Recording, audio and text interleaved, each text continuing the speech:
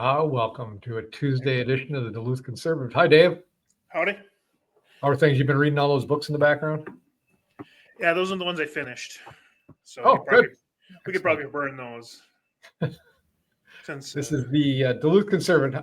Tell me, Dave, I always do this intro. How would you describe the Duluth Conservative News program we have here? It's basically giving information that people don't normally see on the national news or even the local news, and then a little bit of an explanation of how it the conservatives, how it affects the conservative people and the right-minded people of the world.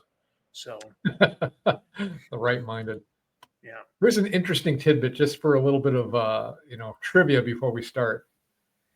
Pete Stauber, I went and saw him tonight and speak at Buffalo House, and it was a good speech. We were talking about the bill that got passed and how it's going to do really good things for mining in the state. We're going to be doing mining and manufacturing back into the United States, and really a lot of good stuff. Paying the military people a lot more, so people in the military don't have to also be on food stamps. Yep.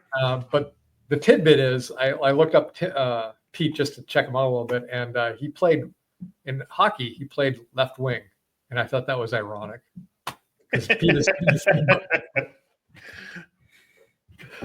So that's your tidbit for today. So if we want to start the show, I want to start out, before we go into Duluth news or national news, let's talk about the DC Federalization. Donald Trump federalized not the state, the District of DC, District of Columbia. And it's our nation's capital. We talked about this last week because there was talk that he was going to be doing this. And I think it's a good thing because the nation's capital is where people should be able to go from other countries and all over the United States. It should be the cleanest, safest, most beautiful place you can go. Right. And I think that's one of the reasons he did it. There's other stuff that goes on that they talk about why this is being done. And one of them was when Obama left the White House, he stayed in Washington, D.C., because Washington, D.C. is a hub where a lot of things happen. And so I think he's trying to make it safe, but at the same time, he's trying to control that environment. So what he did was he said approximately 800 National Guard soldiers were activated in support of the takeover Monday. So first thoughts, in my view, is this is a good thing. It's not a bad thing. I'm not saying it's something we should have done. I'm just saying I don't see a big problem with it.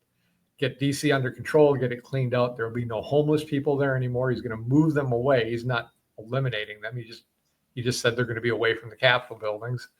Right. And he's going to clean up any drug users, and he's going to put law and order back on the street. And that's the main thing, is to act, because for some reason the Democrats, even in Minneapolis or any of these, they don't think that you should be punished for your actions. Mm-hmm. And it's good that he's going in, setting a precedent that we're going to clean the place up. We're not going to allow this violence anymore. The first things I saw that came out were news articles, even on the day he was saying he's going to federalize DC, even though crime is down to a 30-year low. And I don't think that's genuine. I think that's like Minneapolis. So Minneapolis carjackings are down. You know why? Because number one, the police don't do anything about it. So when the people call the police and they don't do anything about it, people just stop calling the police because there's no point. And with their cashless bail system they got in Minneapolis, if you call the cops on somebody, they're out that afternoon. Right. And they're not in a good mood now that you called the cops on them. So people are scared for themselves, so they stop reporting it. And when you stop reporting it, okay, well, we don't have any crime. Well, it's not true. You're just not reporting any crime. That's the same thing in Washington, D.C. And you hear a lot of stories about in Minneapolis that they don't even send police to certain crimes anymore because they don't have the manpower. So those are crimes that are not being reported. Therefore, crime is down in the cities too. Yeah, because they're not being reported. It's very simple.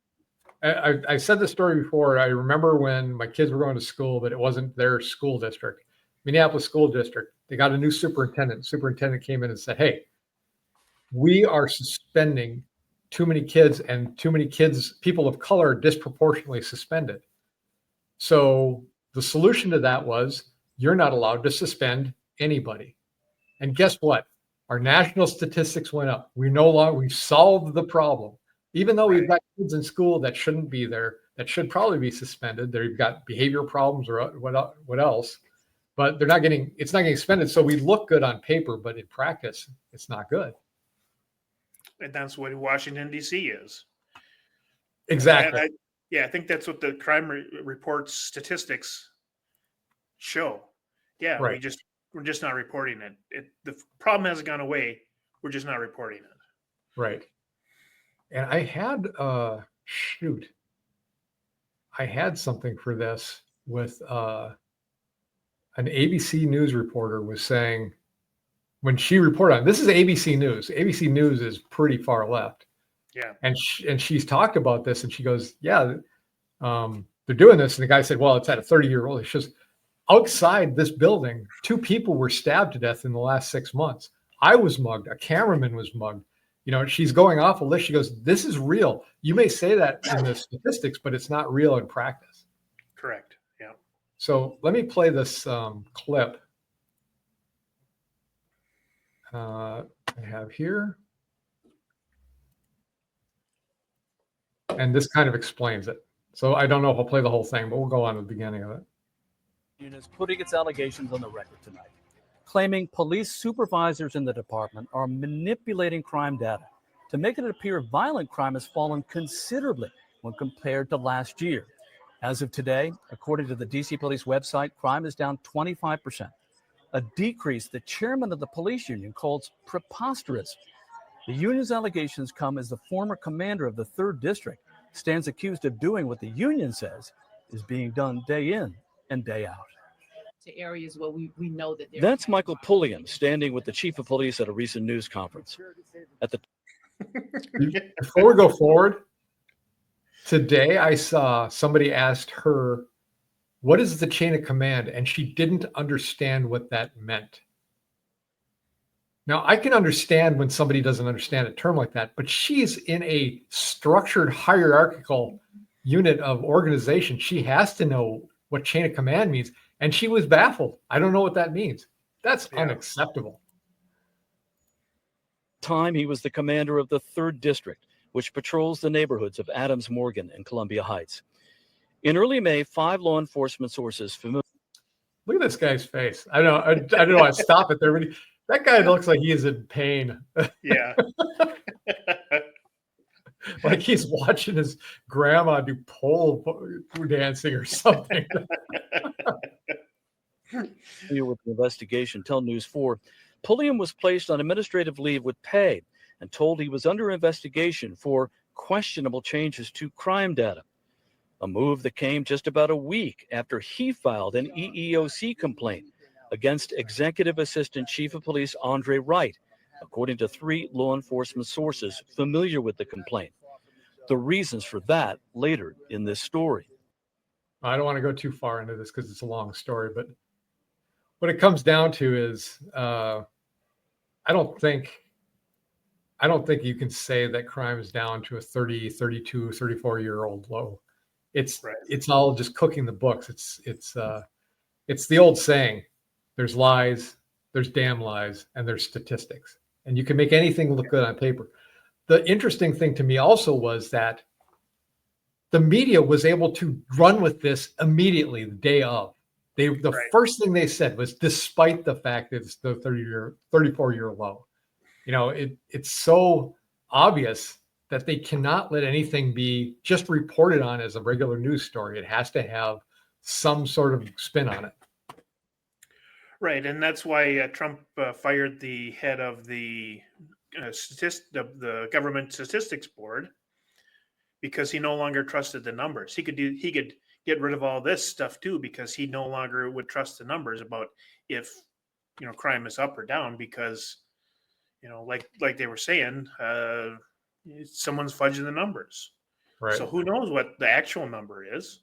So Here's what it sounds like when you have one horse to beat and you beat it dead. And it just, as we go to break, I should note that the most violent moment in recent history in DC was January 6th. And it was an attack on the United States Capitol by a lot of people who were doing it in the name of Donald Trump. And it included, the people who were hurt included members of law enforcement. That's a great example of somebody who's just so desperate to bring it back to something because they think, this has got traction. It's just like now with Trump doing all this stuff, he's meeting with Putin, he's got all this stuff going on. It's a distraction from the Epstein list because they got a glimpse that somebody might be interested in the Epstein list more than something else. And that's, they just hammer it, keep doing it. It's all they've got. January 6th, it was worse than 9/11, they said. And I think the person, they had a protest going on outside and somebody got stabbed and they had to stop it. I'm pretty sure that guy thinks that was worse than January 6th, 4 years ago. Yeah. January 6th, they didn't bring a single weapon. Yep. The only person that died was a unarmed military veteran white woman shot protester by an armed guy, a policeman inside the Capitol building. Yeah. That's the only death directly attributed to that event. Insurrection, which was basically people walking through the public house, and how dare they? Yeah. So we've got some reactions here. Minnesota legislators react to the DC Federalization. Let's see. Majority Whip Tom Emmer said, our nation's capital must be made safe again for visitors and residents alike. POTUS is restoring law, order, and peace to DC. That was a Republican Tom Emmer from CD6. Yeah. Pete Stauber, CD8, said he's grateful for Trump's strong leadership and commitment to public safety. When Minnesotans visit our nation's capital, they shouldn't fear for their safety, Stauber wrote. Fortunately, President Trump is going to restore law and order to DC, just as he did at the southern border. Totally agree with Pete there. Yeah. So now let's go to the Democrat side. So Pete was CD8. This is Betty McCollum, CD4, Democrat. It says it's a federal takeover is a dangerous escalation towards authoritarianism. Of course she did. The fact that Trump has chosen this moment to federalize law enforcement in our nation's capital, when violent crime is at a 3 decades low, again, the narrative, demonstrate this is a political game to him. But it's far worse. It's a dangerous escalation towards the authoritarianism intended to distract from his incompetent mismanagement of tariffs, healthcare, and the economy during his first 200 days. Just like his useless deployment of the Marines and National Guard in Los Angeles earlier this year. It's a colossal waste. This is the best. It's a colossal waste of taxpayers' resources. You've got to be kidding me, Betty. That is what you do. Are you angry that he's spending money without you being involved with it? And the useless deployment of the Marines, well, the mayor of Los Angeles seems to think that was the worst thing in the world and it was very oppressive. And what it did was stop the riots, which Minnesota Governor Tim Walz couldn't do and wouldn't do. Right. So it was money well spent because the amount of damage that was being created, he put a stop to it. Right.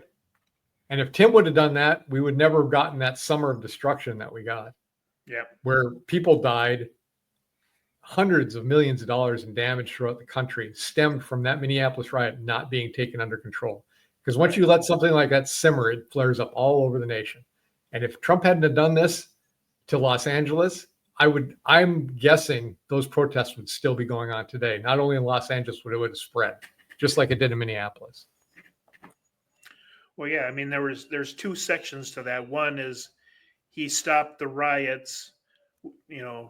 He's seen a problem. He went and fixed the problem. 2, the immigration, Tom Holman, he got rid of the protesters. Mm-hmm. So between the 2, that finished all the riots. Right. But And Trump is a doer. So as soon as he sees something wrong and no one's doing anything about it, like DC, he steps in. right. And that's the antithesis of what a politician does, right? Correct. Yeah. Politicians don't solve problems. They create committees and talk about what they're going to do. He actually is a businessman and goes in to solve a problem because he doesn't want to just do this forever. Right. And he doesn't make this his career, because if you have an ongoing problem to solve, well, you have a career there.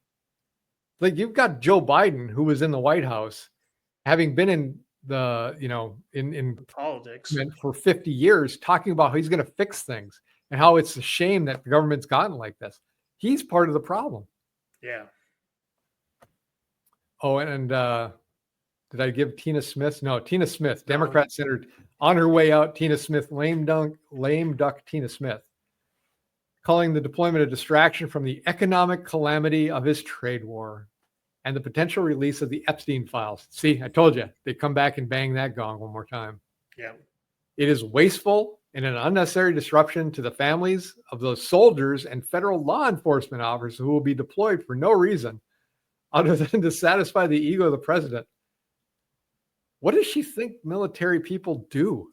I mean, their job is to be deployed somewhere. Local officials should take the lead on decision-making in their communities, not the federal government overriding local decisions, simply to distract from the bad economic news and Trump's involvement in the Epstein files. Again, she goes back to that same bill. I think he gave them a plenty of warning that this was going to happen and said, if you don't get your stuff under control, this will happen. He alluded to it. And finally, right before this happened, DC put a curfew on youth. I don't know what youths are to them. Right. 18 and under, 19, I don't know. But they tried to do something at the very last second, so they tried to circumvent it, but it was too late. Yeah, So, I mean, he sees a problem, he goes ahead and fixes it.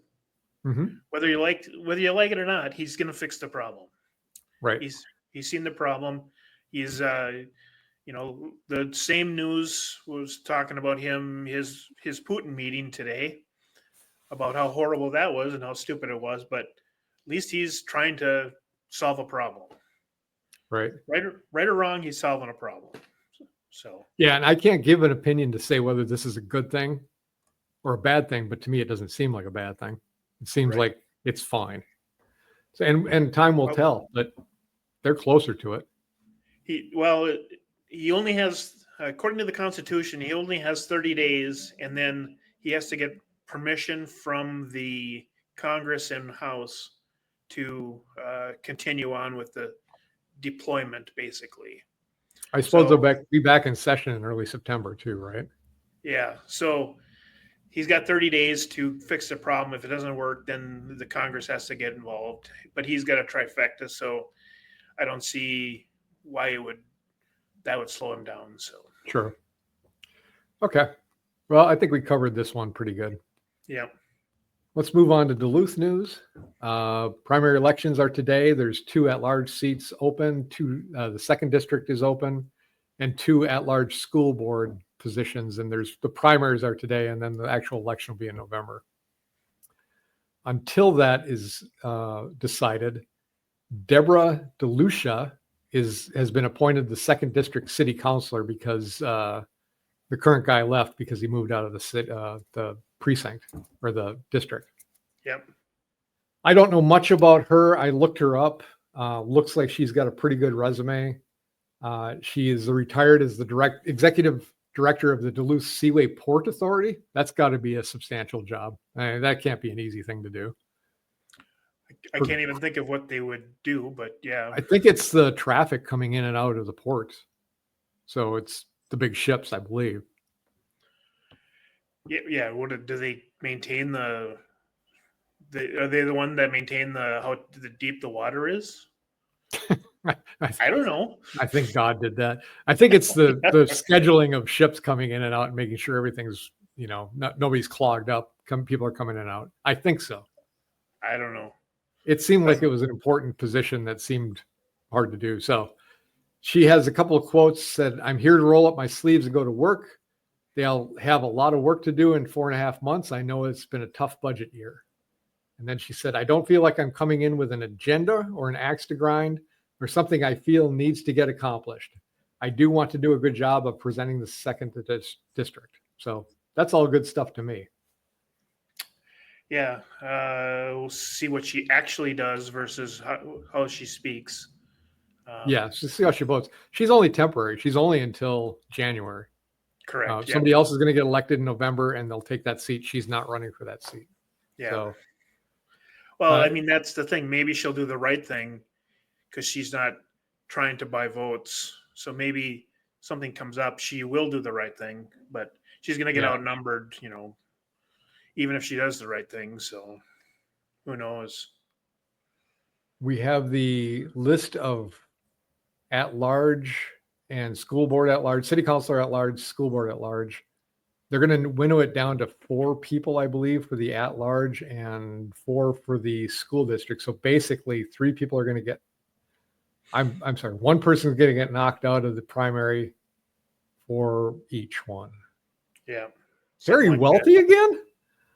Yeah. Oh my God. He's like a bad coin. He just keeps turning up, doesn't he? He doesn't know an election he doesn't like to go into. I like how the party is listed as nonpartisan though. But they have DFL endorsed candidates. Yeah, so that's what I was curious about. So I went and looked up on everyone's thing, and basically everyone had something to do with unions, had something to do with the DFL, except for Zach Motor. He was endorsed by the Forward Party of Minnesota. Have you heard of him? Have you heard of that party before? I've heard of that party. They actually were trying to recruit me to run.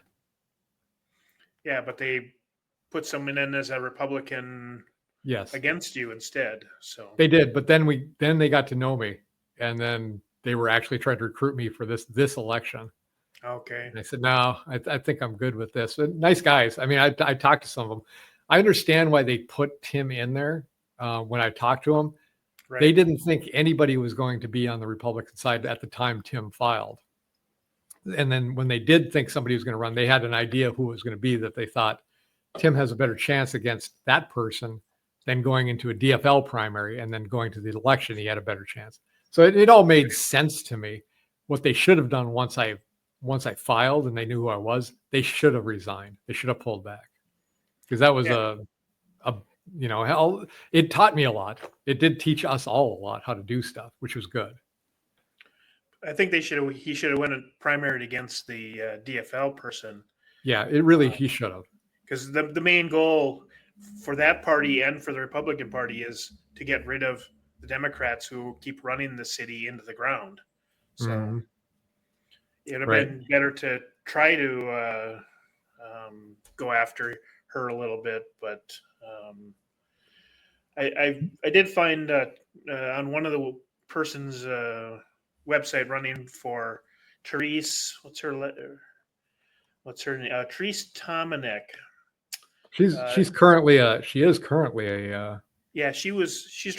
an incumbent, but right on the top of her accomplishments was she was part of the committee or the group, the resolution that forced face coverings during COVID for public areas. And then not even that, but to add fines to the violation for face coverings and indoor spaces of public accommodation. So that's something she's really proud of, is fantastic. People. Yeah. I mean, that was her number one accomplishment that she's had on her website. So I don't know why you'd advertise that. That was such you want to talk about fascism. You want to talk about authoritarianism. There you go. You got it right there. Yeah. And then Emily Larson did that, and it didn't work out well for her. I think people should be aware of this. Therese should be very, very sheepish about something like that. And anybody who voted for that should be voted out, in my opinion. Right. Yeah. Next item for Duluth. Teamsters are staging a walkout at UMD set for the same day that students arrive at school. They demand higher wages, a greater pay bump for staff working off shifts, and anti-harassment language, which was prompted by harassment claims at the Twin Cities campus. Okay, I get it. People want more money, and I don't pretend to know the inner workings of how much they're getting paid, but they've got to understand that the university has a pretty tight budget now. Not saying that the professors are, I don't know if they're paid too much. I don't know what these guys make, but Right. just be careful with this. It was interesting to see that UMD said people will find there's a minimized disruption if the strike does happen. Now, this is all the people that work out in the grass and do the maintenance of that, and then the food services too. Right. And what UMD said was, you may have limited hours or different hours, but we're going to make it no problem. I couldn't find any better information on what they mean by harassment claims. Right. You know, what does that actually mean? Someone can't say they're good they need to do a better job at something? I don't know, because you go to that school and there's nothing, they're pasted all over the place. These public, we are, non-confrontational, we are inclusive, everything. It's posted everywhere. I don't know what else they could have that they don't have right now. I mean, of course you can't harass people. So what was that harassment? It'd be interesting to know. Yeah, I mean, are the kids complaining about the food? Is that what they consider harassment? I don't know. Could be. But that's, I don't know. I haven't seen a job yet where someone's not going to harass you, especially if you're doing retail. It all depends on what you consider what is harassment, right? True. Very true. Last news item for Duluth. Duluth Huskies move on to the divisional title after sweeping the Loggers. I don't know if you follow these guys at all, but good for them. Yeah, it's good. A Minnesota team is moving forward in playoffs. It doesn't really ever happen. So, well, it's a Duluth team specifically. Yeah. So maybe, yeah. Well, the Harbor Monsters just won the Arena League again for 2 years in a row. What is it about this league? I know it's there. I know they play. I don't know anything about these guys. I don't see any advertising. I don't see any, all I hear is like you just told me. That's what I'll hear. It's like, oh, they just won another champion. Who? Yeah, they basically won the Super Bowl of arena of Did arena they really? football. Yeah. Is that nationwide too? Well, that's everybody in their league basically. So I don't know how far the league reaches, but still, The problem with the arena league is in Duluth, you play it inside, right? Correct. On some of the only nice days of our year. Yeah. This is totally a winter sport. It should be in the winter. Correct. Yeah. It should be a winter sport. Okay. We'll move on to Minnesota Legislature. 7 candidates are running for Minnesota's second or 2 open Senate seats. So there's 2 open Senate seats. Former Senators Nicole Mitchell and Bruce Anderson following the filing deadline on Wednesday night. So there's 7 people going for it. I don't think there's a primary for this. Today, yeah, there was a primary, and Is this the primary? Yeah, because today is the primaries to sort out who's going to be in the election in 30 days or 60 days or something like that. Today is primary day across the whole state. Well, I'm surprised because there was a deadline on Wednesday night. That's pretty short. Yeah, because they're filling a position that means it has to be done very quickly by state law. So yeah, like Mitchell's position and the Bruce Anderson's position, they need to get that by law, has to get done very quickly. So okay. Well, but all that is if there's more than one people, they have to primary, and today was the primary for that also. So today was Minnesota primary day, basically. Well, it's not more than one person because that's the election. It's more than a certain number of people. The second thing I had for Minnesota was a Minnesota lawmaker plans to address ghost gun loophole following Supreme Court ruling. So Ron Latz, DFL, said he plans to introduce legislation to require serial numbers on ghost guns. So that's basically you're 3D printing a gun, and now you have to put a serial number on it. Yeah. Uh, Or any The home announcement from program. Latz comes following a split Minnesota Supreme Court decision on Wednesday, which ruled that guns without serial numbers are legal in the state. So he's found out, my God, they're legal. We have to make them illegal. You have to Yes. put a serial number on them. So Rob Dorr, Senior Vice President of Government Affairs, Minnesota Gun Owners Caucus, said he doesn't think there'd be a practical application of requiring serial numbers. So this is a quote from it. There are effectively no practical application of it because if someone does make a firearm, they use their own equipment or they buy parts online and construct a firearm. Putting a serial number on it doesn't do anything if that gun turns up in a crime. There's no database that those guns are entered into. We don't have firearm registration in Minnesota, so it doesn't have any rational basis for existing unless he intends on prohibiting anybody from manufacturing them at all, which would not be matching federal law. So this is a legislator wasting time trying to put a rule on a book that means nothing. Right. Especially right after the Supreme Court decided they don't need them. Right. So of course, well, we must need them then. Yeah. I don't understand sometimes. Yeah, because you can't run fingerprints on them to find out who was using the gun when they shot somebody. So Even if they find it, okay, it's got a serial number on it. Now what? right, and if your Number gun one. is stolen, so if say you leave your gun at the cabin or something and it gets stolen, you have 30 days from the time you discover it's stolen to report it to the state. So if that gun is used in a shooting, then what? Does the state's not can't come after you because Right. you reported it, and so what? So who cares who owned it prior to the person going to jail forever? Well, not in Minnesota, but Right. In another state, yes. Yeah, that was last. If you're curious about how our feelings about Mary Mariotti are, just check last week's episode, and it's pretty self-explanatory. So Bloody Mary? I don't know. Yeah, Bloody What do you think Mary. my opinions of her are?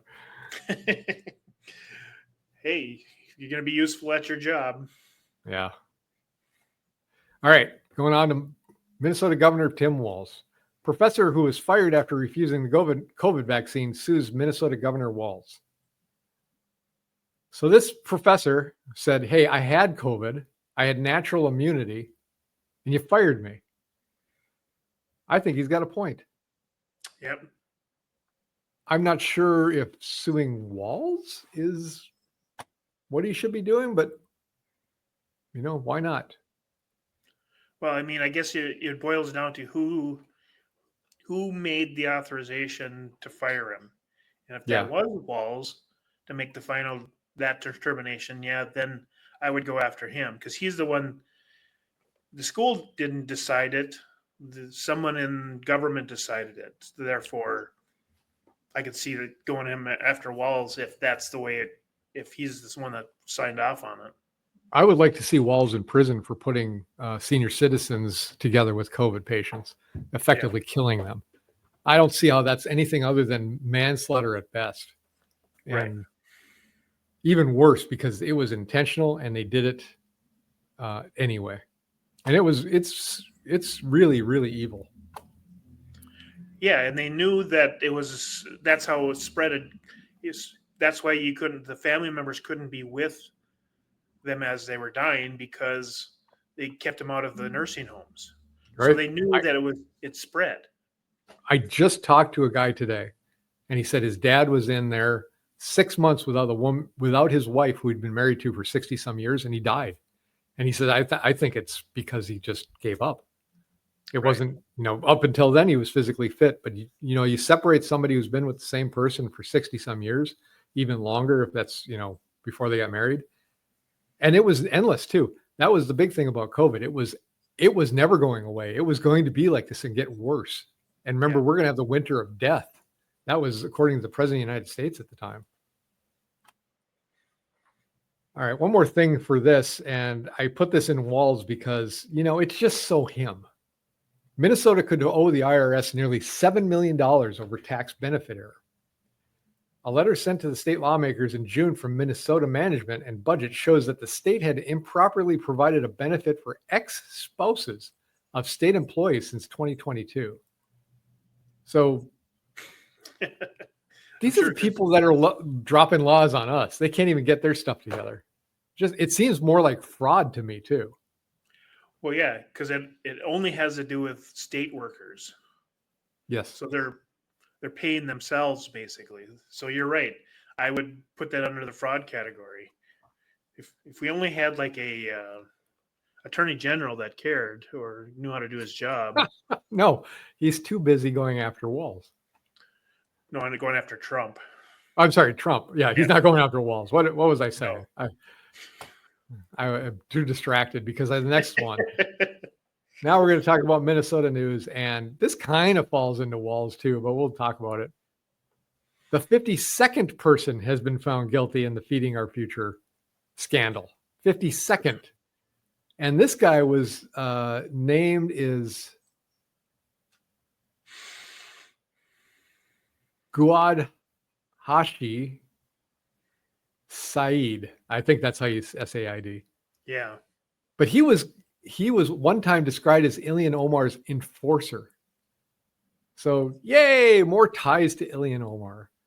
It's a 52nd person being convicted of this fraud. It doesn't get us our $200, $300, $400 million back, but at least they're spending 6 months in jail.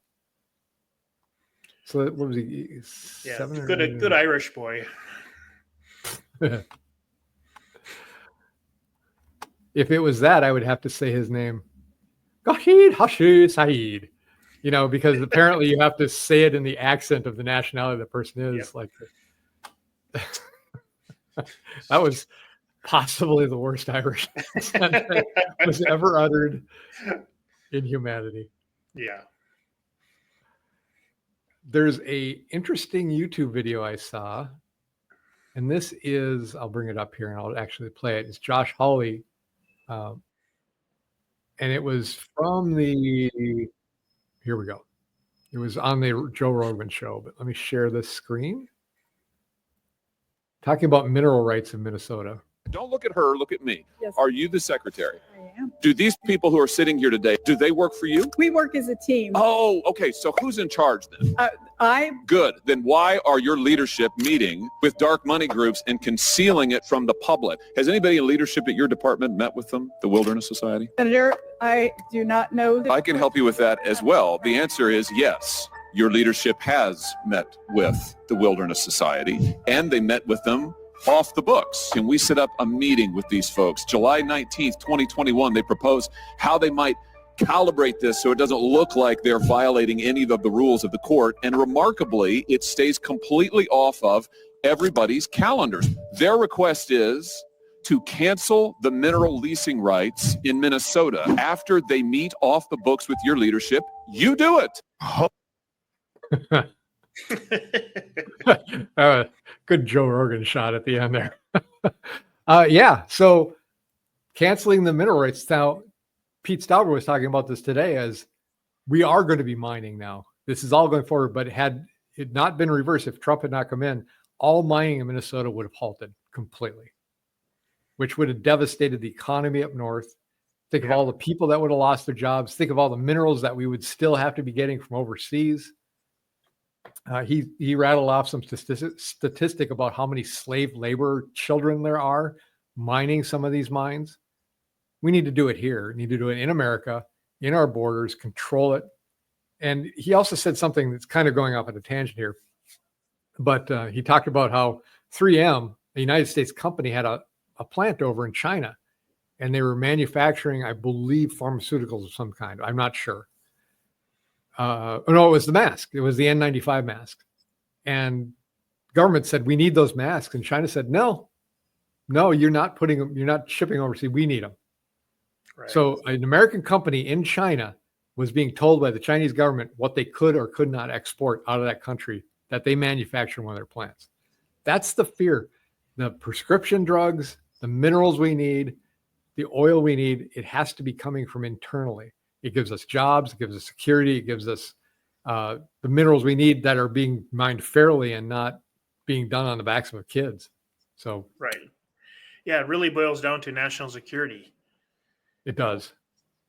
Health, and that's the government's job is national security.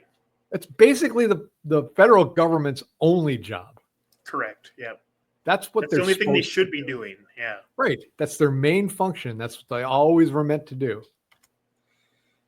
Getting into all our business, that was not what they were supposed to do. But boy, they've No. slowly done it.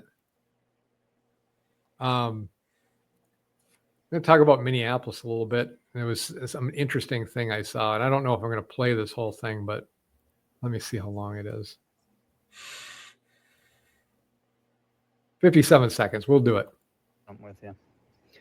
So on Monday, I get a text from my property management company saying that they've retained an outside security company to address the numerous complaints about loitering and drug sales in the neighborhood. So beginning today, you will see these security personnel around the properties and in the neighborhood. Goes on and on about procedures. Okay. Today's Wednesday. It's 2 days later. I get an email from my property management company. And they said, we're disappointed to share that the security company that was hired has pulled out of the neighborhood. In half of doing recon and observing activity in the neighborhood, they decided the problems with crime exceed their resources to control. We will continue to work with organizations in the neighborhood and explore other options to improve public safety and so on. Just wanted to share that. So private security firm will not protect a property because it's so bad in Minneapolis. Yeah. Good job, guys. Yeah. I was even told my daughter, she lives in an apartment in Plymouth, and they're going to have to put up security cameras because people are wedging the door open because they're too lazy to Oh, geez. their guests. So every time she leaves, she has to unwedge the doors so that it locks, so people only with keys that are supposed to be there can get in. So You would think that they would have something like how you don't, when you start driving without your seatbelt, or when the elevator door is open too long, it just starts blaring. You'd think you'd have something like that for a door like that. That's it's pretty sad. Yeah, it's kind of tiring. This next article. Here we go. Minnesota Vikings. Now, Dave, I used to watch the Vikings pretty regularly, and I was a true Viking fan, meaning the Vikings were my regular season team, and then I had to pick my postseason team that I wanted to win because I knew the Vikings at best were 3 games, but most likely it was the first game they're going to get knocked out. Right. And I hope I don't offend anybody by telling you that, but if you disagree with that, I don't know how much you've watched the Vikings over the years. So I stopped watching about the time they started doing the knee dropping and, kind of disrespecting America's flag. And the last thing that really drove me off was when they decided to sing 2 national anthems, one for everybody and one for one race of people.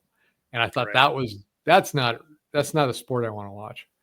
So now Minnesota has come out with a new cheerleader, a head cheerleader, no less, not just a new cheerleader. And here he is. Blaze. This guy is the new official Minnesota Viking cheerleader this year. There's a lot of people are very upset by this. Yeah. Let me give you a video of what this guy looks like doing his stuff. And here we go. Hang on, I got to cue it up. And I only play this once, and I may not play the whole thing, and it's 18 seconds, and I just can't get through it. Let's see. We're going to share this screen. Here we go.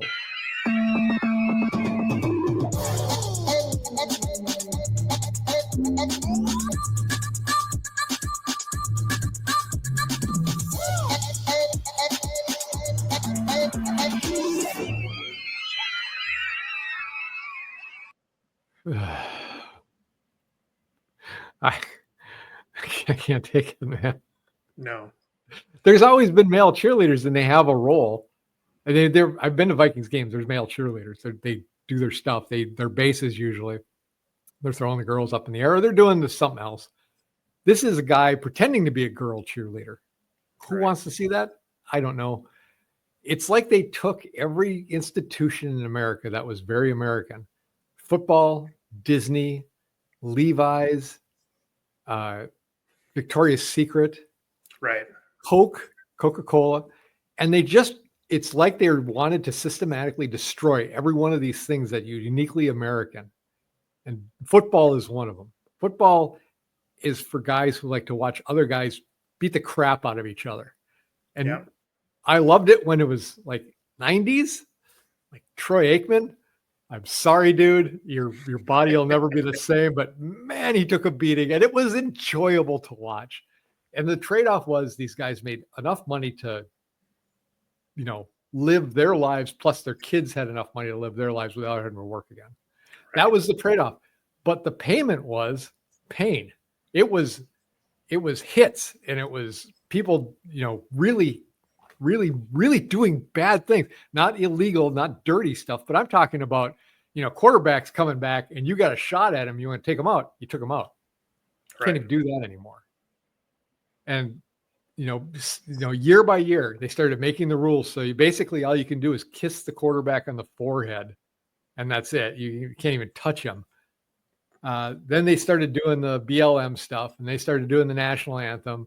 They started taking a knee, and now they're doing this with the cheerleaders. It's just, I'm not regretting not watching it anymore. It's just not enjoyable anymore. Yeah, I mean, NASCAR did the same thing. It used to be a Southern boys sport, and then they had Pride Night, and that nobody would show up for Pride Night, and they tried to do it with the NHL, but Yeah, a lot of the players said no. So finally, it's going away, but there's still these little segments and pockets that are destroying their customer base because their customers don't like it. right. Pretty And I simple. will say it's going away. It's not going away.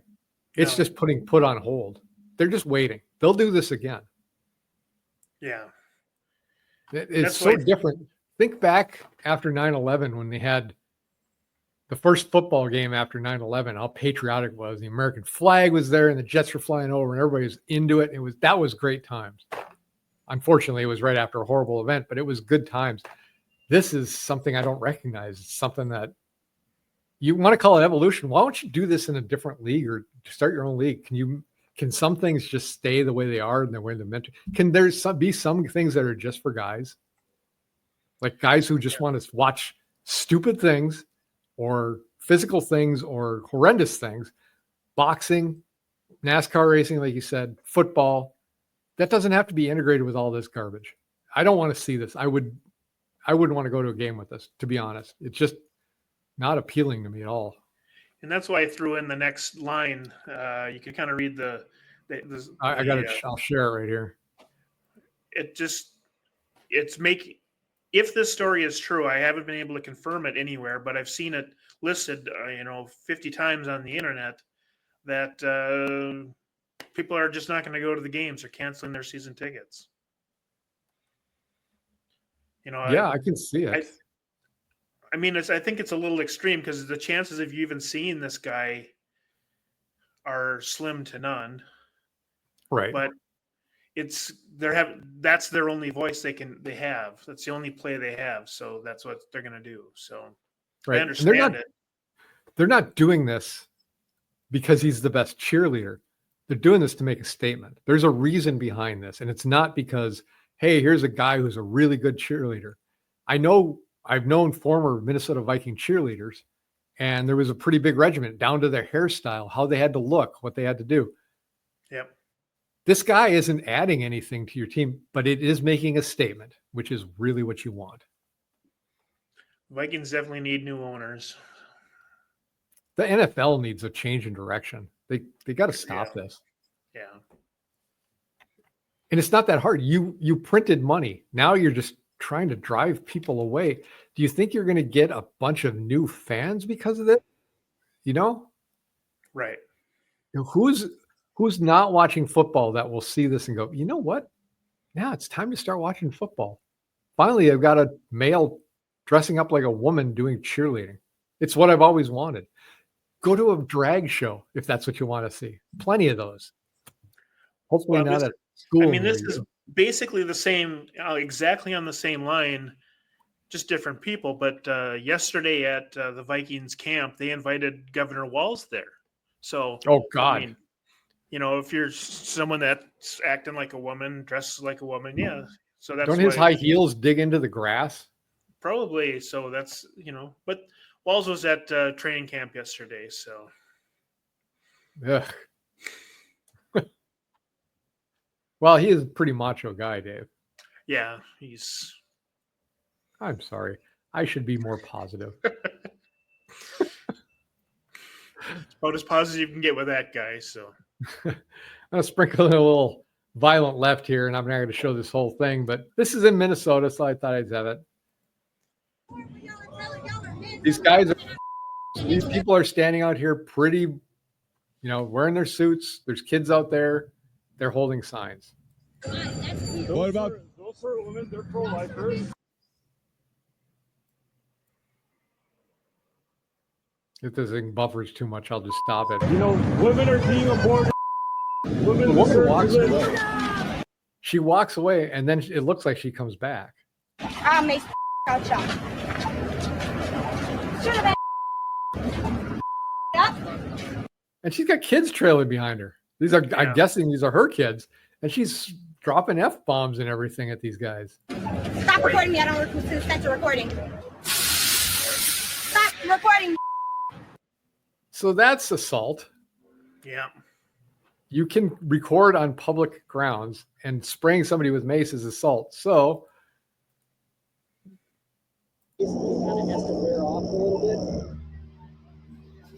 see, that's the Yay. nice thing at the end, isn't it? Yep. So she didn't get away with it. Good. I don't know what drives people to be that angry. So, and I'll just say this, tonight at the Pete Stauber event, there were people at one of the tables. There was, I think, 7 or 8 tables. The table in the upper left was all people who didn't agree with Pete. They were nice. They weren't interrupting him. They talked to each other. They talked to Pete. It was civilized. Nothing wrong with that. If you don't agree with them, meet him and talk to him about what you disagree with.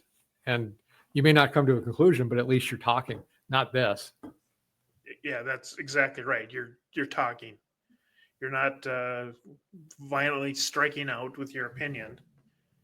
And that's what it has to boil down to is you need to talk and be civilized. And be civilized. Yes, that's the big one. Right. And then I will add this one here. The guy who's running for mayor of Minneapolis. And I'll tell you what, if he gets elected, good luck, Minneapolis. Yeah. He vows to protect illegal immigrants from the hostile Trump admin. Shielding illegal immigrants from the federal government would be his first priority. If he does this, it'll be the shortest tenure of a mayor in Minnesota because Tom Holman will come down here and arrest him. You cannot impede this. And I hope to God he doesn't win, but if he does, and he gets thrown in jail within the first 2 days because of doing this, I would laugh and laugh and laugh. But why would you, your first objective as if you become mayor is to break the law? Oh, and even more pointed, your first duty as an elected official in Minneapolis is to protect people from other countries, not the people of Minneapolis, to make sure you're helping people from other places. That's not looking out for us. Why would somebody elect somebody who doesn't want to look out for you? That's not find people to elect that are going to look out for the people that they represent. That's their sole purpose as an elected official. The number one job of government is public safety. Yes. Flat out. I mean, number one, there's a thing, you can argue about other things, but number one is public safety. And he's protecting people breaking the law. Yes. Which is aiding and abetting. Correct. All right, we'll move on. There's another one that kind of wants to get rid of the police too, and one of his things was half of 911 calls in Minneapolis don't need to be responded with armed officers. He argued funding should be directed towards social workers and others who can respond to such calls instead. So how many, when social workers start getting shot because they're unarmed and not prepared to get it in that situation, who's gonna get, where's the responsibility lay in the government? Mm-hmm. Somebody sent a social worker instead of a cop to a situation because they misread it. I remember when this first started coming out, when they started doing this during the BLM stuff. And my thought was, if you want to try that, that's fine. Don't take away from the budget of the police. Figure out how you're going to pay for it and add it to the police. You don't reduce the police. And that's what they always do, though. They want to reduce the police force and substitute in these social workers. That's where the big problem is. So keep your police force. If you want to try social workers, you don't need that many of them. Try it out. And like you said, if they start getting shot, time to rethink it and take responsibility for getting these people in trouble, because sure, social workers may be good, but they better be there with police. I don't think you just send a social worker. You send the same 2 police officers and somebody to talk them down. Nothing wrong with that. It's not the job of the police to be trained into something like that. And they're probably not going to be good at it. Or you hybrid it, and some officers are highly trained in it, as opposed to having to be a social worker. They're trained in how to negotiate this stuff. And if you're not trained in it, there's reasonable solutions to this, not cut the police force down and just put these people out there. Yeah, because how are you going to recruit social workers when they find out they're getting shot? They have to go to police calls and they're getting shot because they don't have any weapons whatsoever. Mm-hmm. You're not going to recruit them. So it's almost an idealized thought of how this all works. Like, if we could just go talk to them, it'd be fine. You can't talk to some people, no matter how much you want to. If they're on drugs or they're, mentally gone, they'll just get angry, and you never know what they're going to do. So you need to have the guys who are basically have PTSD that know how to handle these guys, because they do it all the time. Correct. Figure out time to stop the situation before it goes further. All right, let's move on to national news. And I just wanted to put this on. I'll talk about it briefly. It's that there's a guy that had Trump burgers. And so he had a restaurant. And I'm going to try to find it here. And he had Trump burgers. See, Trump burgers? Little stamp of Trump in it. But he was arrested because he was an illegal immigrant. And I don't think it's funny. I'm not trying to laugh at him. I just thought, hey, look, if you think that because the guy supported Donald Trump, he shouldn't be deported if he's a legal immigrant or a legal alien, wrong. I think he should be deported, even though he is a Trump supporter. It doesn't matter. That's consistency. Yeah. If he got a pass just because he had this, I would have serious issues with it. Yeah, there's only one law, and he has to follow it also. Right. I'm going to show this. Well, I won't show it. I'm just going to tell you about it. Microsoft opened up a job. It's an internship program. It's flexible, self-paced, around 8 to 10 weeks. It's unpaid, but you get the experience of having worked with Microsoft. Educational, undergraduate student currently enrolled in a recognized Indian college or university for computer science, IT, etc. Nationality open to Indian students only. This is Microsoft, a United States company, opening internships to one country in particular. And I don't understand why they're doing this. Microsoft made its bones, all its wealth out of the United States. For them to do this is a knife in the back to the United States of America. Are they talking East Indians or Native Americans? No, East Indians. It's not Native Americans. Okay. If it was Native Americans, I'd actually be like, okay, well, at least it's people in the United States, right? I mean, it's still racist, but this is they're moving all their stuff out to India. The guy who's the president, CEO, I believe, is from India now, just like almost every other major company now, IT company there is. And if you can't see what's the writing on the wall is for that, you should probably wake up. Yeah. A federal judge in Texas just ruled that BlackRock, Vanguard, and State Street can be sued for forming an investment cartel to control U.S. energy markets. So we talked about this a little bit before, but BlackRock is trying to buy Minnesota Power. Yep. One of the worst ideas is to have a venture capital firm owning things that have to do with hospitals, housing, or public infrastructure. That's Right. not where they should be buying things. We shouldn't allow them into those areas whatsoever. Because a venture capitalist is a vulture to come in. And I'm not saying it like I disagree with it. Venture capitalists have a very good business purpose, and I'm not against them, but I'm against them coming in and being lowballing, selling things off, trying to make a profit, and then abandoning, which is what venture capitalists a lot of times do. Very Right. rarely do they try to invest in a company to make it better. They're trying to strip it down to the end. And if you ever want a good example of that, look up how Toys R Us ended. Toys Right. R Us owned all their own stores, and they own their plants and their warehouses. And when the venture capitalists bought them, they sold the land that Toys R Us was on to one of their sister companies, who then charged them lease money to be on that land. And then they sold the warehouses and did the same thing. And that Toys R Us didn't last, I think, 3 years after that. Right.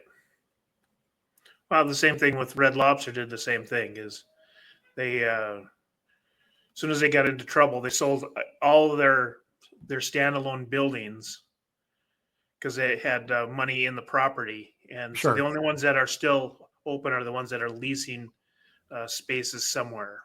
Right. But it boils down to basically the same thing. A venture capitalist came in there, bought it for cheap because it was going out of business, and sold off, got all their cash out of it through real property. So, Right. Yeah, that's what venture capitalists do. Their job is to make as much money as fast as possible. yep, So buying all the properties in an area so they can lease them back to people. They're not doing that out of the kindness of their hearts. They're doing it. It raises all the prices up. They just have a portfolio. They lease it out, and then when they're ready, they just sell it off when it's crashing. yep, And then they kill. And when they do that, they sell it en masse, and then the housing market crashes as well, because they're not a single family selling a house. They're a company selling 100 houses in an area. Well, yeah. now good luck selling your house. The next one is a guy who you may have heard of before, Patrick Moore, co-founder of Greenpeace. With doing something now, they're going into agriculture and threatening to cut off the supply of food because food is causing global warming. And, oh, isn't that nice? Only the billionaires will be able to afford to buy food, and all the other people will die. Let that sink in. They keep raising the price of food, blaming it on global warming, and then only rich people will have enough money to buy food. And because there's not enough food. That's what we're heading for if we continue to listen to these people. And they are about to perpetrate one of the most evil acts in the history of human civilization, which is to cause poverty and starvation to people if they go with this net zero. In order to get net zero, we'd have to kill all the animals, including ourselves, because we are an emission of CO2. I don't know about you, Dave, but I don't want to die so that the planet cannot raise 1 degree in 200 years. Right. We are talking about the most important things for the survival of ourselves every day: food and energy. Nothing else is as important as those two things. Water, right, is part of food. They haven't decided to cut the water off just yet. Ha! That's where he's wrong. There are Just some yet. states that make it illegal for you to capture rainwater. Yep. But if they go ahead with what they are thinking and planning, they will cause a ruination the likes of which the earth has never seen. Because there are over 8 billion of us, and 4 billion of us depend on nitrogen fertilizer, which they now say is bad because it's a greenhouse gas or whatever. It isn't actually a greenhouse gas, but they've got some story about how nitrogen in the form of nitrous oxide is going to cause the earth to warm up to unacceptable degrees. It's all completely phony. And so is the campaign against CO2, completely phony. There's nothing to it. It's not a real thing. And yet they have made it into a real thing in the West in particular. Russia, India, and China are busy building coal plants and nuclear plants. And they're getting... This is a guy who co-founded Greenpeace. I don't think you'd call him a staunch conservative, guy who hates the environment, right? Right. Greenpeace is all about saving the environment. And he's saying this is phony. And he's right. They keep rising the prices of everything. They're making meat that is not made out of animal products at all. This is Bill Gates' latest thing, and somebody else's latest thing is like meatless salmon and meatless beef. Right. What is the end game? Is it maybe I should put it this way. Bill Gates, don't take your advice from somebody who says the world's overpopulated, because there's only one way to fix that. Right. Yeah, and he's one of the overpopulation believers, and Italy has banned fake meat just completely. So, we should too. That's going to be on my list. We'll put that on the list. Ban fake meat. Yeah, and the same thing with it's a lie. It's just like soy milk. Well, you can't make milk out of soybeans. Sorry. Yeah, milk comes from mammals, not beans. So soy is a juice. Call it what it is. Right. You soy can't make juice. Yeah, soy juice. Ugh. Yeah, it's all marketing, and the same with meat. Fake meat. Well, then it's not meat. Then if it's fake, it's pretty simple. You'd think it's simple. You'd like to believe it's simple. Yeah. Let's go on to this next one. If I can find it. Please bear with me while I struggle through yet another sharing scenario. Bravo star Jennifer Welch, who slammed for suggesting Trump voters should be banned from Mexican, Chinese, Indian restaurants. I saw this. I don't want to play her thing because it's just stupidity. Yeah. But it shows you how violent and stupid and intolerant the left has become. The Democrat Party has to fix themselves. If they want to win an election, they have to start fixing themselves first. And getting people like this, it just shows what their rhetoric is doing. Right. I'm curious too. What about the Mexican and Indian and Chinese Trump supporters? Can they go to one of these restaurants? Why does she conflate illegal, alien, and immigrant? One is illegal and shouldn't be here until they come through the proper channels. Yeah. A legal immigrant came through the proper channels and is accepted here. Why can these guys not get through? Well, do they not understand it, or is it just so convenient for them not to make it seem like just because you don't like illegal immigration, you don't like any immigration? Yeah, if you've ever gone to the state fair, on the first day, they have an immigration ceremony on the very first day. And there's 100, 200 people, depending on what's going on. But it's a great ceremony, and it's great to see all these people, want to become Americans, not just break the laws and just to get into a country. So, right.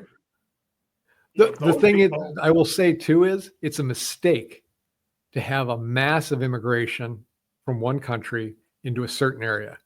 Right. And I'm going to say Somalians coming into Minnesota in that great a number of people that it was, you can't assimilate a population like that easily.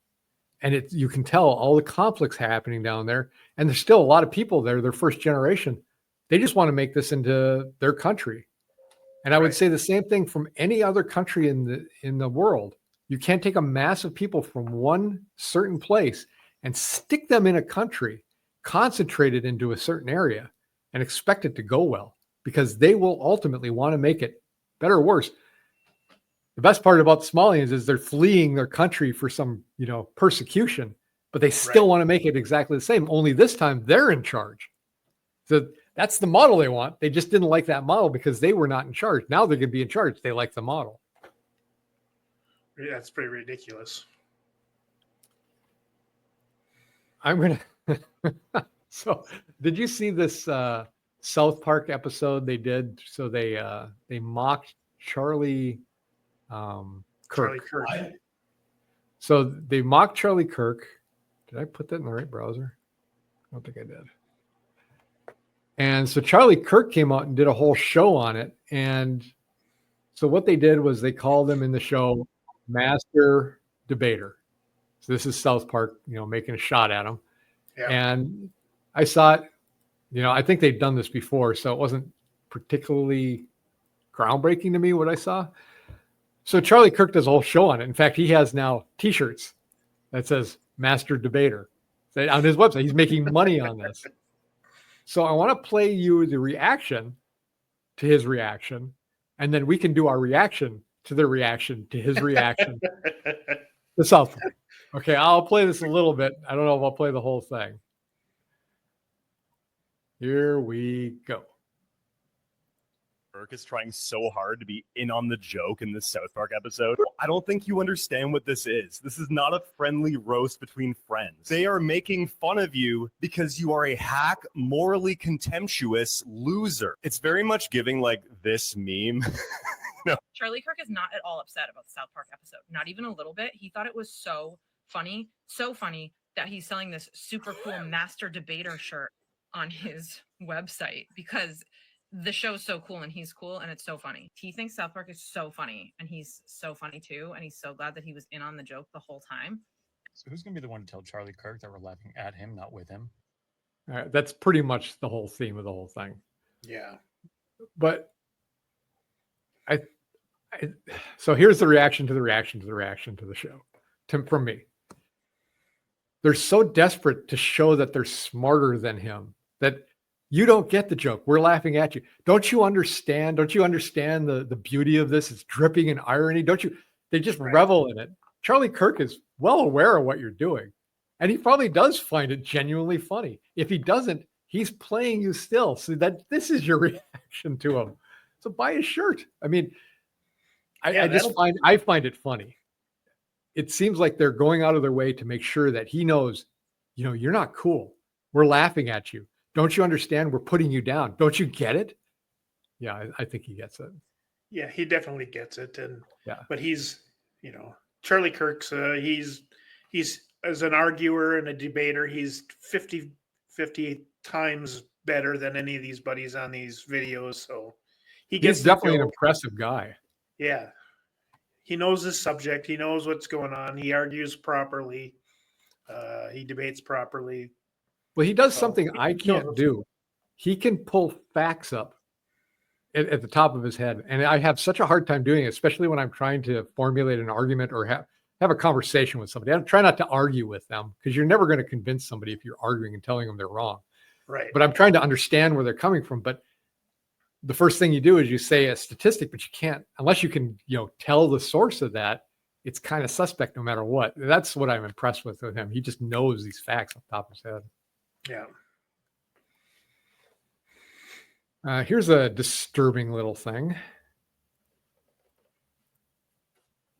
Americans now spend more on taxes than food and clothing combined. Here's a little chart that shows it.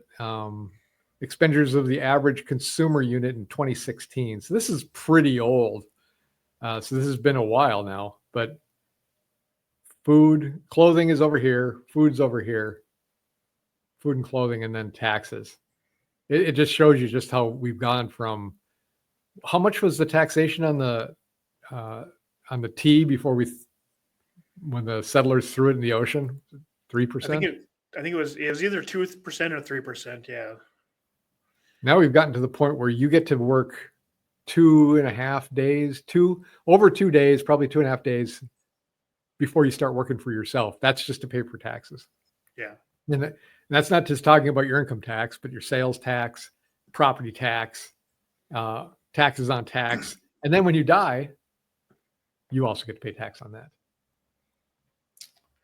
Yeah. I will go on to a North Carolina congressman who's basically selling out to India. Let me share this. Whatever lines your pocket, I guess. No kidding. This is Congressman Greg Murphy. H-1B visas are critical for helping alleviate the severe physician shortages this nation faces. We cannot train enough American doctors fast enough. We can't let lack of knowledge or the importance of this program to affect patient care. So his argument is we just aren't good enough to get enough doctors into this country. But if you look at the people that are getting rejected from medical school, well, those numbers don't match then. Of course, we don't have enough doctors for America because you're not letting them in. You're not letting them get the degrees. Right. Well, then Obamacare made it so people don't want to become doctors because it's financially not profitable. You know, It's not like it was when we were kids, that's for sure. Right. It's hard to make money as a doctor nowadays. So, well, a lot of people just aren't going in it. Even worse is that when they do, what happens is they go into the medical field and it becomes a McDonald's. The more people you get through, the more money you make. The more medications of this type you make, the more kickbacks you get from this drug company. It turns it into an insidious thing. So I talked about going to the Mayo Clinic recently. The thing that was so impressive and such a breath of fresh air was that the doctors spent a lot of time with us. And the first lady, who is a doctor, went through the entire history of what was going on from the beginning, you know, very methodically going through it. Okay, let's not jump ahead. Let's go back here. We spent a good 45 minutes, I think, with this lady. And she's like a big shot doctor. She's got the degrees all around. She's a big deal. But she genuinely looked at the charts, looked at what was going on, understood what was going on, and then talked us through things. At no point when I was talking to her did I ever think she doesn't really know what she's, or I'm kind of shaky on what she knows. Right. And we talked to another guy who was like above her. Same thing. He didn't try to rush out. He didn't try to get out of there or just, circumvent any questions we had. He was willing to sit there and talk. And it was the most impressive thing I've been through, because I've told you that I still go down to the Twin Cities for a doctor because I've tried out other doctors. And I'm not saying every doctor is bad here in Minnesota, in Duluth, but I've tried a couple out and I just don't get that same confident feeling I get from my doctor who I have in the Twin Cities. So I keep going back to her every year, which I have to drive down to the Twin Cities a couple of weeks to go back for a physical. But she sits there and talks to me. And at no point when I ask her a question, do I think, you really don't know this, do you? And you've had enough experience recently to know about this stuff too. Yeah. And as far in the last year, for the time I've spent in the hospital, I always get the feeling that the insurance company is deciding my care, not the doctors. Yeah, right. They've decided what the protocol is. So this is the protocol you're going to do, or we're not going to cover it. Right. So you do it our way, or you don't get covered. Well, or we're not covering that. You have to go through so many people to first get in to see a person who has the experience. Because you go to a general just to get the okay to go to somebody else. So now you've just wasted a month and a half, 2 months, depending on how busy they are. Right. I found the clip I was talking about before, so I wanted to play it. We're gonna do a callback to the DC takeover. Okay. This is the ABC news anchor. we've been talking so much about the numbers, and yeah, usually that's how you play devil's advocate, is you talk about, oh, well, stats say crime is down. However, I can tell you firsthand here in downtown DC, where we work, right here around our bureau, just in the past 6 months, there were 2 people shot. One person died, literally 2 blocks down here from the bureau. It was within the last 2 years that I actually was jumped walking just 2 blocks down from here. And then just this morning, one of my coworkers said her car was stolen a block away from the bureau. So we can talk about the numbers going down, but crime is happening every single day because we're all experiencing it firsthand while working and living down here. What I thought was really cool about that was the spin stops when it affects them. Like, right. They've been happy to spin all this other garbage, but that's a person that's experiencing it firsthand. So she's being told it's no big deal, and she's fighting back against that. And I admire that. I appreciate it. I wish they would take that angle a little more often when it doesn't affect them personally. All right. You want to talk about the redistricting? Did you put this on here? Or did I?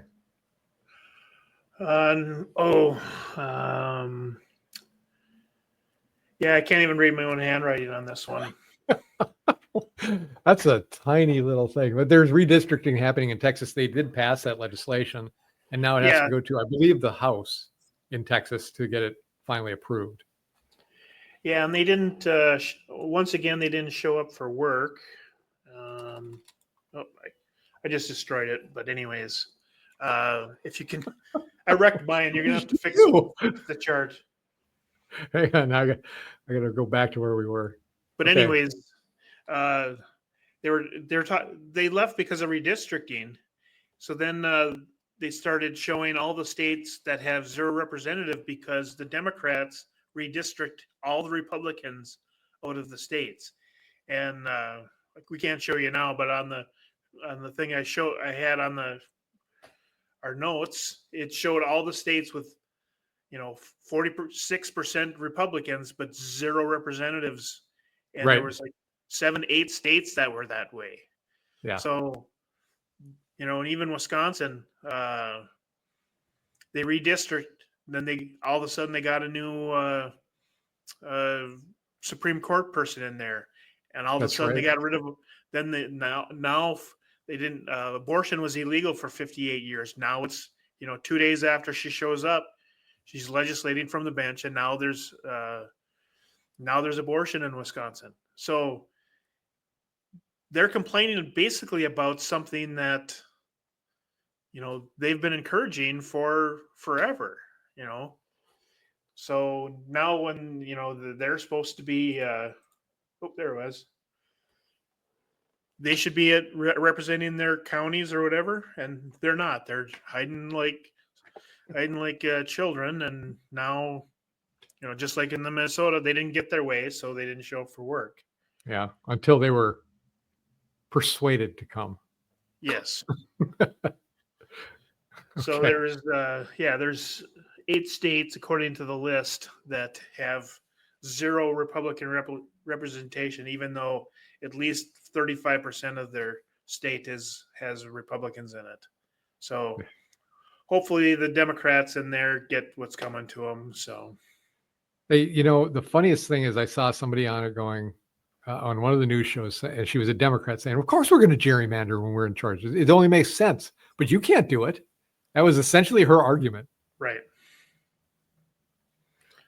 I guess I don't understand gerrymandering enough to, why are they redistricting at all, ever? You make the things and then you shouldn't change it. To be honest, they just redistricted Duluth, and if you look at the lines, some of them doesn't make sense. You'd think it would be mostly just a straight line or a pocket, unless you had a lake or something. But there's slices, that's one's a little too goes to this party. And if we just shoved it in here, which goes to the other party, you nullify their vote. And you've also made it harder for this other, That's all it is. It's just trying to manipulate the vote so that you get more representatives of your party. Which they shouldn't be doing. Theoretically, you shouldn't be doing. And you have to district somehow, and that's the problem. You're supposed to do it fairly, and that's not what's happening. And it's not happening with the Democrats, and it's not happening. And the Republicans, they're saying it is. If you look at the map, and honestly, when I looked at it, it looks like less gerrymandering now with the new map than it did with the old map. But maybe that's the problem, you know? Right. And maybe Minnesota, I mean, because Minnesota's 100% red other than 3 little dots, but that's where all the people are. So, right. you All know. right, let's move on to the next thing. We're going to go on to European or international news. And I would share this. I've been laughing at this. I got this on Disclosed TV. I would share this news article, but there's a couple pictures on here I don't think I want to display. So I'm not. So EU media freedom law. It's the freedom law, remember, allows a journalist to be arrested if it's justified by the public interest. So the article says member states shall not take any of the following measures: detain, sanction, intercept, or inspect media service providers. And then they kept going. Unless it is justified on a case-by-case basis by an overriding reason of public interest. So we won't do it unless we want to do it. Then we'll do it. That EU is whew, boy. Well, that's the problem with the American Constitution. They put in there for the public good. It's so general, they can argue, well, it's for the public good, though. So therefore, we can, this is the same thing. Make it so vague that they can do it at any time they feel like. Well, that reminds me of so you've heard about what's happening with the WNBA. Yeah. There's been objects thrown onto the court recently. And so they grabbed one guy who did it recently and they charged him with 3 crimes. And I don't remember the third one. One was disorderly conduct and the second one was illegal trespass. I don't understand the illegal trespass because he bought a ticket to be there unless he snuck in. In which case, if he snuck in, we allow that into the country. I mean, we had, why do we punish people? But disorderly conduct is one of those kind of laws. It covers anything.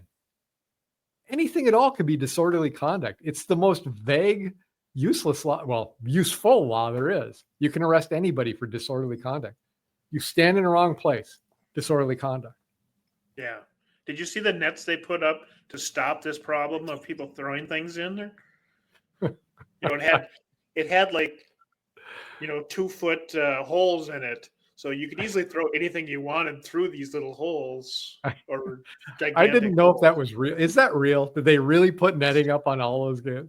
Well, that's the picture I seen. Whether they actually did it or someone laughed at them because it was so stupid, I don't know. I'm going to tell you. Remind me about this after the show. I'll tell you what I heard them call it. It's pretty funny. Okay, let's move on. Newly sworn in president of Poland, which I am part Polish. I may go. I honestly, I really do want to visit Poland. Poland is a Poland without illegal migrants. It is a Poland where instead of integration centers, there are deportation centers for those who want to destroy our safety. That's the new president of Poland. It's the only way you're going to protect your company. Yeah. It's the only way you're going to protect your country. It really is. And that regardless of your country, I don't care where it is. You can't just take in a bunch of people from other places. Correct. Yep. So hats off to him. I would like to visit Poland. I hear it's really nice. And my mom had shown me some stuff. One of my family members is a big war hero out there. I think it's from World War II.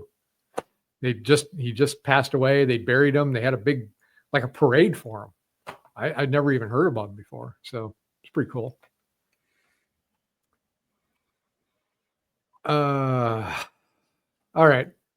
Let's talk about Canada for a second. Now, have you heard that you can't go out into the woods in a couple of the provinces? Yeah.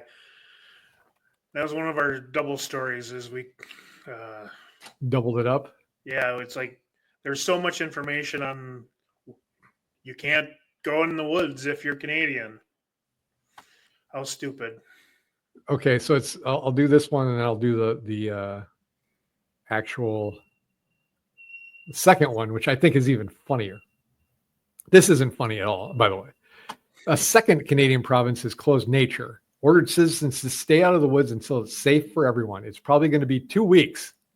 Oh, just like the 2 weeks of climate lockdowns to flatten the wildfires. The COVID, So News Brunswickers to stay out of the woods across provinces. I heard there was like a $25,000 fine if you went in there.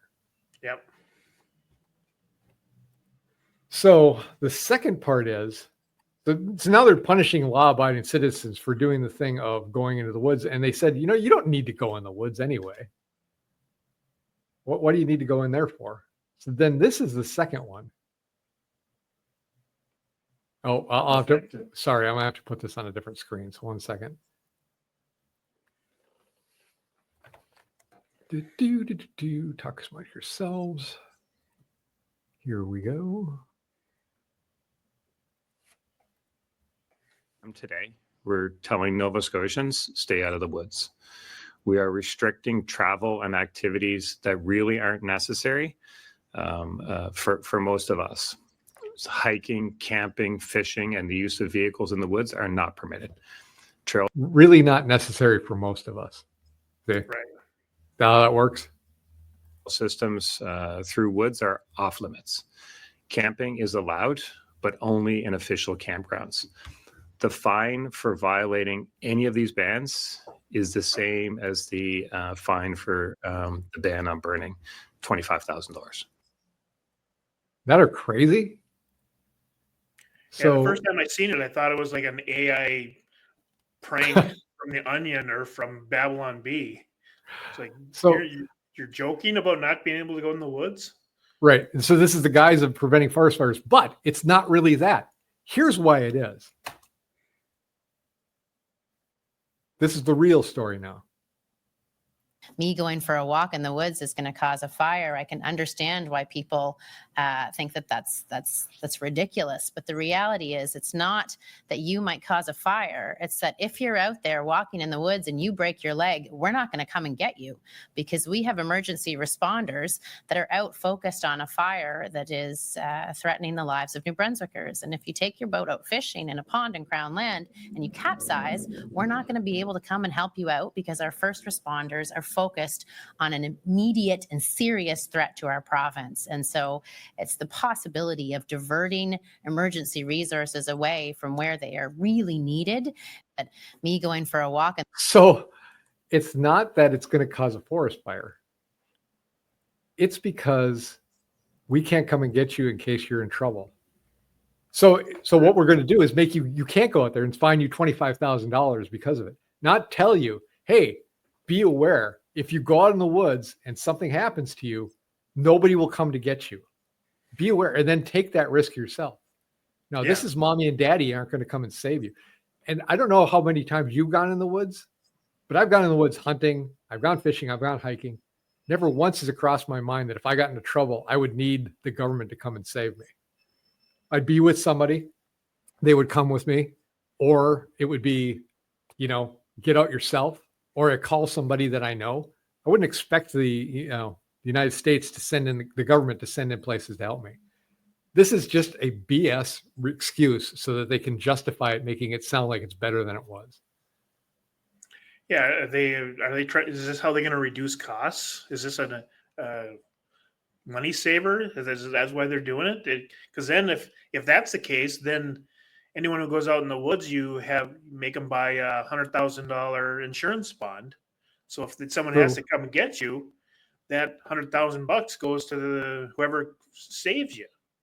Yeah, you're going to have outdoor insurance now. Right.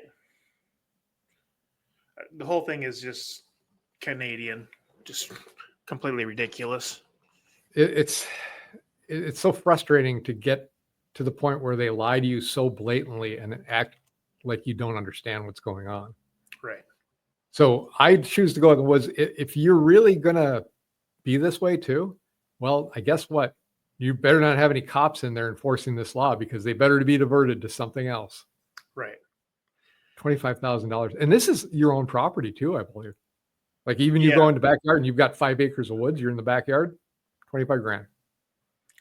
Yeah, and if you have woods in whatever areas they're talking about, you can't go to your own property. So, Right. well, on the bright side, you shouldn't have to pay taxes on that, property taxes, if you can't even get to it. So, With, oh, hey, let's not go crazy here, Dave.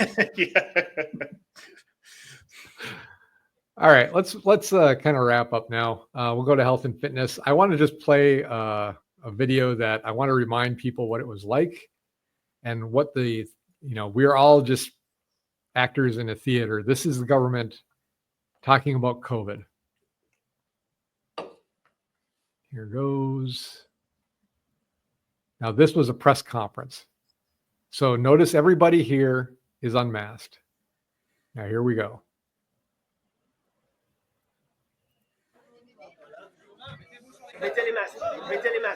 So put on the mask. We're going to do a photo shoot now. Yeah. They're all digging around trying to find their masks.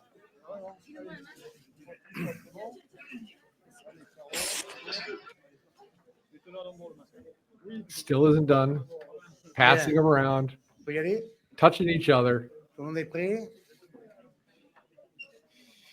forget your mask, buddy. Mesdames et messieurs, le résultat de ce second tour a démenti tous les sondages et d'où jouer tous les pronostics. Ce soir, j'ai gagné et nous avons gagné. This is the kind of stuff that drove me nuts during COVID, the Right. inconsistency. And I hope that people watch this after COVID now and still believed all that, can look at this and start getting it through their heads that this was all a play. Now, there was legitimately some people died because of this, much like the flu every year. But the way the response was just completely a psyop. It was there to manipulate people and see what they could get away with for the next one. So I hope people have digested that just a little bit now and understood that, maybe we should think about it before we just go blindly and following the government and telling us what to do. Yeah, and something that we've discussed, 1,000 times on this show is just don't take our word for it, because we've been telling you, just like you don't take the government's word. If you hear something, go research it, go find out what the truth is. Absolutely. And this was a perfect example of they don't even believe the lies that they're spewing. Right. Everything you hear on the news, just don't take their word for it. Go research it. Find out what actually is going on. We got to do this for this show. We have to, verify. There's a ton of stories that we don't talk about because it's unverifiable. So don't take anyone's word. Check it out. Don't believe the government, especially don't believe the government. Yeah, since verify. they removed that one, Smith-Munns Act, the one that says you can't do manipulation against the United States population. The government can't do that stuff. President Obama nullified that law, which was in place since World War II for a very good reason, because in World War II, they learned a lot how to manipulate people and use those kind of operations. Yeah. They tried to prevent it in the United States, and it worked all the way up until when President Obama was in office, and he removed it. And ever since then, if you want to take a look at what years things started turning bad, it was during the Obama years when this started happening. All right. Well, what did you do for working out? I'm going to admittedly, I'm not going to be working out very much. I haven't done it. I ran a couple times, but this whole week looks like it's going to be, a washout for me as far as exercise goes. How about you? I was pretty good. I got all my weights in days, and I was a little shy on the cardio. I had to work on the kids' car, but so I was out doing something versus sitting around. So I didn't get my cardio in, but I was actually doing something. So I'll take it. How about yourself? Just a couple runs. I'm going to be out of town for a couple days, and then it's just going to be I'm booked up. So I probably will go next week and say didn't do anything. I will try to get a run in, but other than that, it's going to look pretty bad. So, but I will walk around. I will try to get some walks in. I will try to do something every day to at least get my heart rate up and start walking around. So you should do the same. everybody should, just to try to get a little better mental health. It seems like exercise helps you mentally, helps you physically, gives you a better outlook. And just smiling at yourself in the mirror is also a good thing. So try to do that. Otherwise, I think this is it for this week. We'll publish this probably on Thursday at our normal time. We will be back next week, Tuesday or Thursday. I'm not sure which day, but we'll see. But until then, have a good night, everybody. If you stuck this long and watched it, I appreciate you watching. I appreciate it if you hit the like and subscribe and tell people if you like the show. If you have news articles for us, please send them to us. And you can get it through the email, through the YouTube channel. Until next week, give you Shaka. I'm Sean. I'm Dave. And this was the Duluth Conservative. See you next week.